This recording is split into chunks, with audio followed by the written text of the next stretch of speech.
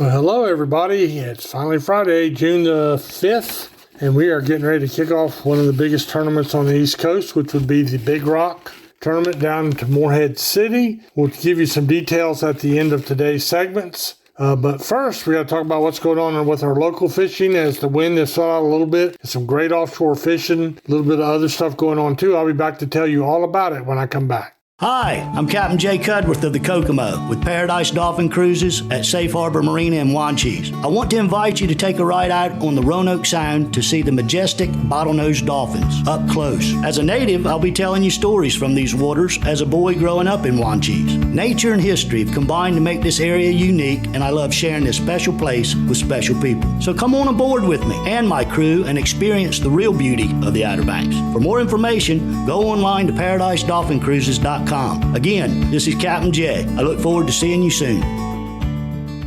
Set sail for an unforgettable Outer Banks adventure with Aficionado Charters. Perfect for families, beginners, and seasoned anglers alike, their experienced crew makes every trip fun and exciting. With top-tier fishing gear and advanced safety technology, you'll head offshore in search of incredible catches like tuna, mahi-mahi, sailfish, and the oh-so-coveted marlin.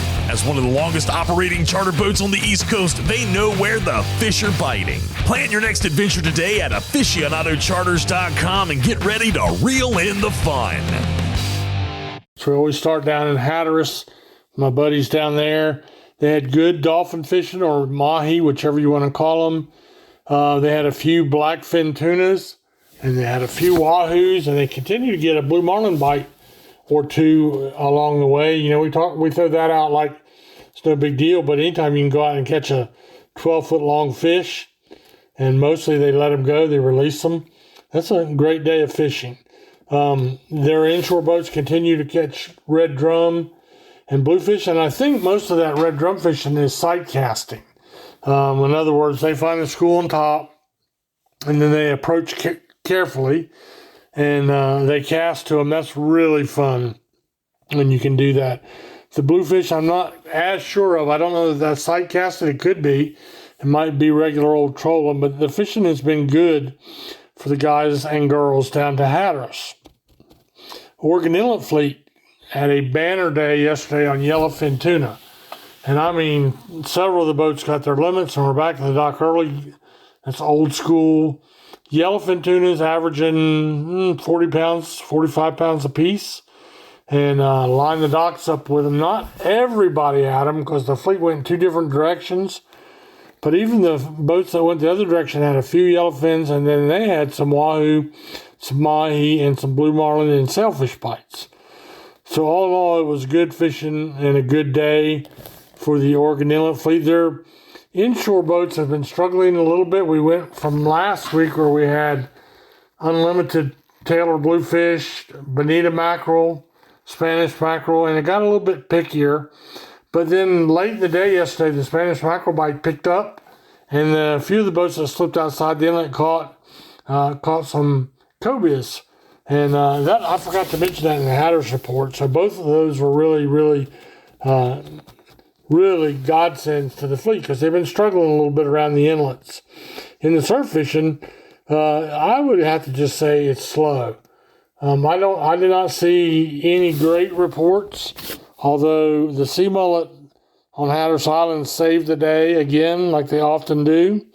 But it's pretty rough. There's a lot of current. And, we need things to calm down a little bit for the most part. The only thing that likes it rough is a red drum, and they're catching those in all size classes. So that's good. And then the piers, not much of a report. Only Jeanette's was the only one I could find that even reported. 68-degree water temperature there in Nag's Head. They tell it like they see it. A few Spanish mackerel, a few bluefish, flounder, and croakers, but it was basically and honestly slow fishing. So we're sorry to hear that, but we do appreciate them telling it like it is. So we'll take a little break, and I'll come back and talk to you about what little bit I do have about what's going on back in the Sounds and in the backcountry.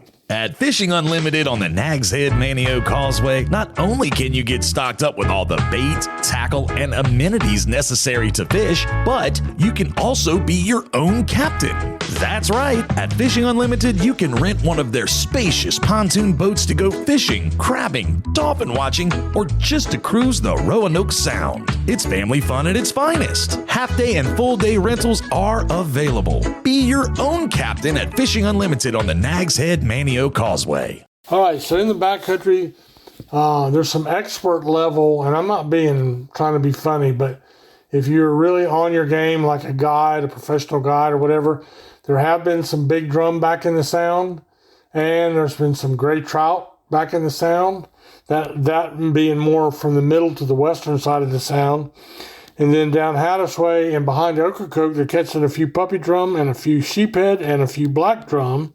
It's just really not what I would call great fishing right now. Most of the good backcountry fishing is going on around the inlets, and we haven't seen the really good wade fishing back at Hatteras Island and around Roanoke Island to fire up yet. And when it does, I will let you know. Meanwhile, let's talk about the Big Rock for just a second before we go. The Big Rock, if you want to find out anything about the Big Rock tournament in Morehead City, last year they had 272 boats and $6.3 million in prize money.